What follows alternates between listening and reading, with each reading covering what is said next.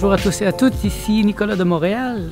On est mercredi, il est presque 2h30 de l'après-midi et c'est vraiment une belle journée. Je viens prendre un peu d'oxygène. Aujourd'hui, c'est une journée assez occupée encore. Franchement, cette semaine, c'est une des semaines les plus occupées que j'ai eues depuis un bon bout de temps.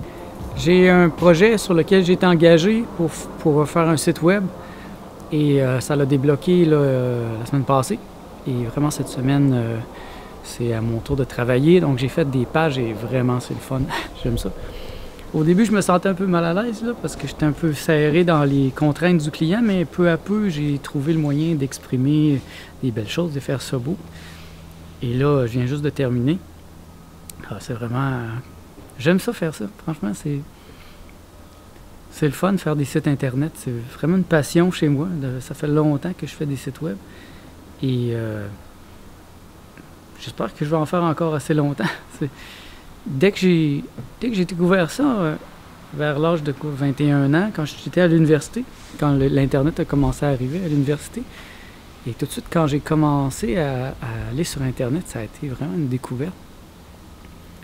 Et ça n'a pas été long que j'ai commencé à faire mon propre site web. J'ai demandé à un ami de m'aider, de me montrer comment travailler en HTML. À l'époque, j'utilisais Dreamweaver, qui est un aspect de Adobe. Et il existe encore, là, mais moi, je n'utilise plus ça. Maintenant, je préfère WordPress. Et franchement, ça a été une histoire d'amour depuis. Ça m'a permis d'exprimer des choses sur l'Internet et de voir aussi l'évolution de l'Internet depuis, hein, parce que ça a beaucoup changé depuis cette époque. Je reçois une cliente vers 4h30. Je vais faire un shooting photo et vidéo aussi. J'ai un client qui est un sex shop et on fait des bannières, on fait des vidéos dans la bannière aussi. Et là, on fait quelque chose pour Noël. Donc ça va être assez intéressant. J'ai une belle femme qui va venir tantôt et qui va montrer des produits. Et moi, mon travail, c'est de bien présenter les produits avec la femme aussi. Et vraiment, c'est excitant, c'est le fun. C'est le fun de faire ça. Comme vous voyez, je suis excité par certains projets comme ça qui me permettent d'explorer des voies nouvelles, des voies différentes de ce que je fais d'habitude. Et après ce tournage, bien, je vais aller au gym. Et ce soir, bon, je vais travailler un peu sur ce vlog. Comme vous voyez, la neige a fondu. C'est ça le Québec, hein? C'est noir ou blanc, ça peut changer du jour au lendemain. Vous voyez la vidéo d'hier, c'était blanc partout ici. Et là, aujourd'hui, c'est tout vert. Je ne sais pas qu'est-ce qui s'est passé. Il y a probablement plu cette nuit. Et ça l'a fait fondre cette petite neige qui était là. C'est quelque chose que j'aime, moi, ici, c'est que on peut sortir le matin et tout est radicalement différent de la journée d'avant. Il peut avoir tombé 20 cm de neige durant la nuit. Et là, le paysage a complètement changé. Vous voyez, ça change tout. Hier, il y avait beaucoup de blanc sur l'herbe, partout. Et là, il n'y a plus rien. C'est revenu vers la normale. Et là, c'est pas un moment très plaisant pour le jardin. Là. On ne peut même pas marcher vraiment dans le jardin. C'est tellement mouillé que c'est un peu dégueu. C'est vraiment, ça salit les bottes. Alors, c'est comme cette partie de la maison qui est ajoutée l'été. Là, elle est comme non disponible l'hiver. Peut-être que si j'avais des enfants, ils joueraient ici, là, mais il n'y a pas d'enfants. C'est plutôt le royaume des chats. Comme j'en parlais hier, cette semaine, j'ai tellement de travail.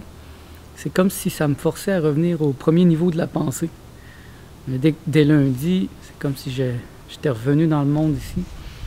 Et j'ai tellement pas de temps pour lire des choses que j'aime, que vraiment, ça l'a un peu stoppé la réflexion philosophique.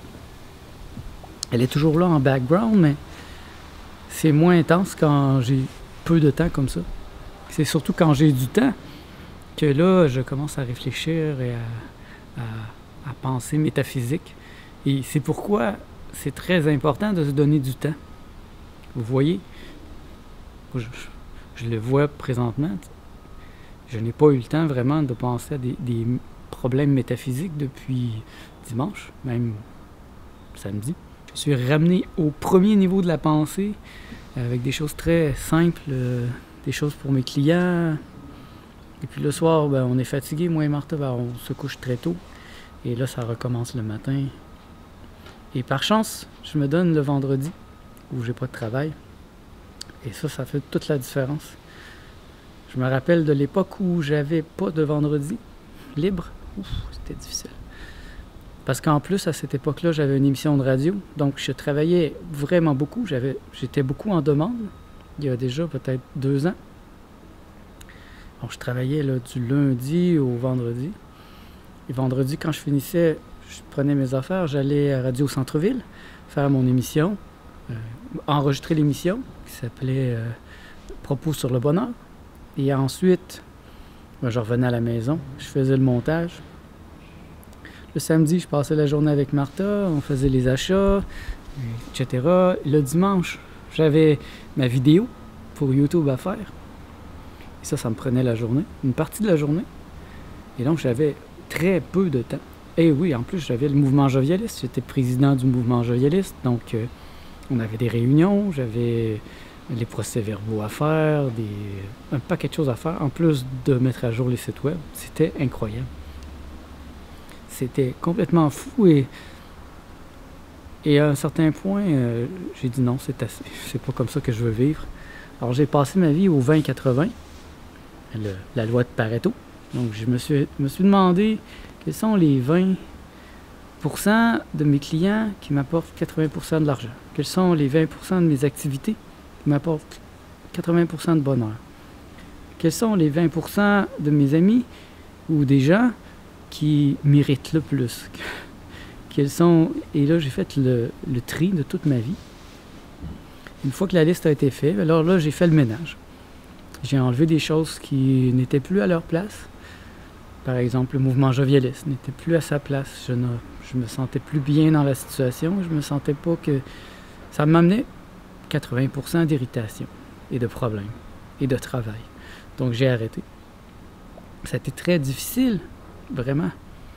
Et ça demandait du courage, mais si vous n'avez pas le courage de passer à l'action quand vous faites le 20-80, mais tout va perdurer. Ça va perdurer dans votre vie, les irritations, le manque de temps, la fatigue.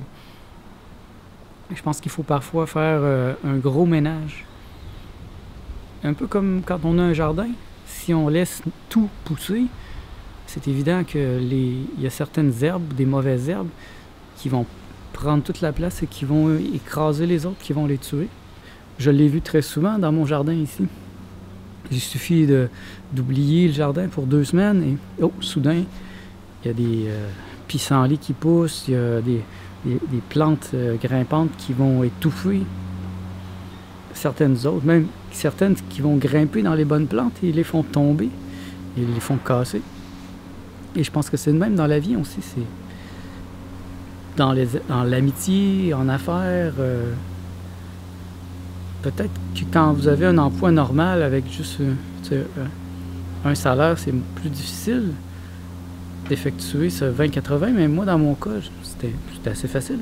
J'ai plein de clients, donc j'ai regardé combien chacun m'a donné depuis les dernières années. Et le calcul parlait de lui-même, j'avais même pas besoin d'aller plus loin.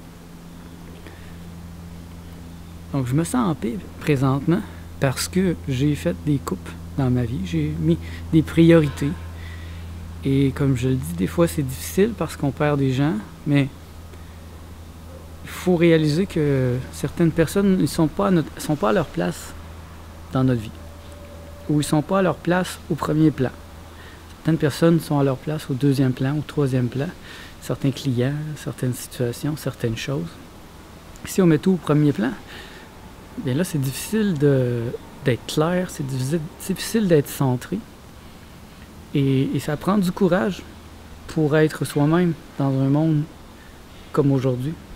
Un monde qui nous demande sans cesse d'être quelqu'un d'autre, de suivre les modes, de faire de l'argent, de penser de telle manière. Et quand on veut être unique, singulier, eh bien c'est évident qu'il va y avoir de la résistance. Donc si pour vous c'est important d'être singulier, attendez-vous à de la résistance, ça fait partie du jeu. Vous allez être 1% sur 99% d'êtres humains, donc c'est évident que ça va être plus difficile. En même temps, ça va être facile si vous êtes ce que vous vous êtes donné à être. Pour moi, le concept de l'entéléchie est très important dans ma vie. Est-ce que je suis ce que je me suis donné à être? Je peux répondre ici maintenant, oui, à 100%. Je sais que je me suis donné à être ça. Des fois, j'aimerais bien être une vedette très connue, mais en même temps, il m'aurait fallu faire donner beaucoup d'énergie et ça m'aurait peut-être détourné de ce qui est vraiment important dans ma vie. Donc oui, j'aimerais ça, connaître la gloire, avoir plein de fans, mais en même temps, c'est pas ce que je me suis donné à être. Donc, je ne vais pas poursuivre un rêve vain qui va me décentrer. Qu'est-ce qui est important pour moi présentement? C'est de me sentir heureux et en paix, de continuer à faire de l'art, de continuer à exprimer la beauté. Et ça, je le fais à tous les jours. Parce que j'en connais des gens qui avaient ça comme but. Et là, ils se sont trouvés une job. Et là, ils ont fait des enfants. Et puis là, ils n'ont plus le temps de rien faire. Ils n'ont plus le temps du tout de faire ça. Or, moi, je peux dire qu'à 42 ans, j'ai toujours eu du temps pour ces choses-là. Je m'en suis toujours donné. Dans les dernières années, ça a été un peu plus difficile à cause de mon travail, mais je me suis donné du temps pour des projets personnels. Et il vous suffit d'aller voir mon site internet pour vous en rendre compte.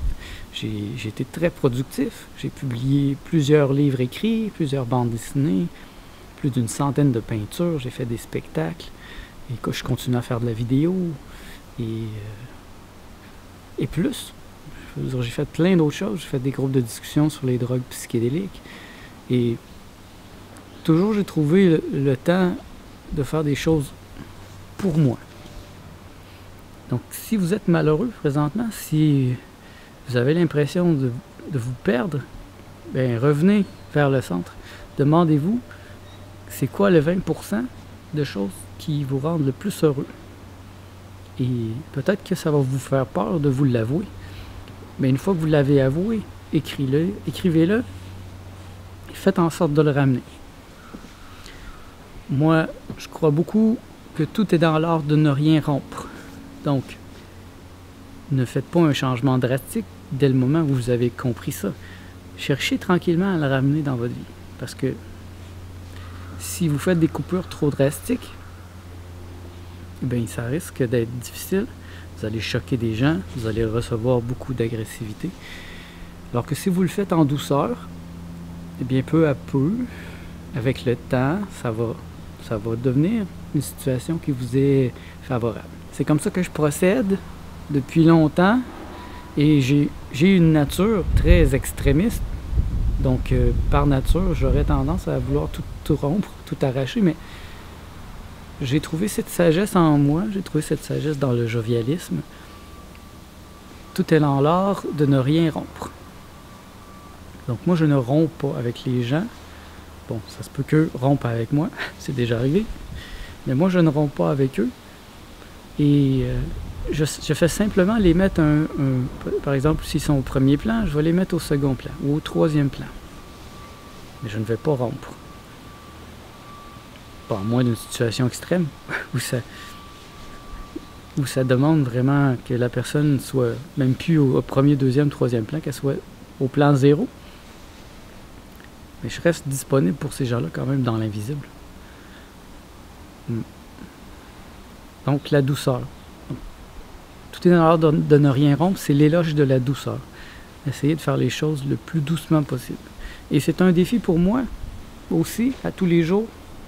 Tous les jours, présentement, je me rappelle, je n'attaque pas, je ne me défends pas, je décide du sens. Et c'est un défi permanent présentement, à cause de certaines situations qui sont dans ma vie. Je n'attaque pas, je ne me défends pas, je décide du sens. Et je vois comment mes instincts sont forts. c'est des instincts qu'on m'a appris, d'attaquer ou de me défendre comme une victime. Mais si je fais ni l'un ni l'autre, alors je suis un sage et je décide du sens. Alors mes amis, décidez du sens. Soyez doux. Mettez beaucoup de douceur dans ce que vous faites. Et vous allez voir, votre vie va devenir de plus en plus belle. C'est ce que je vous souhaite. Merci d'être à l'écoute. On se revoit bientôt.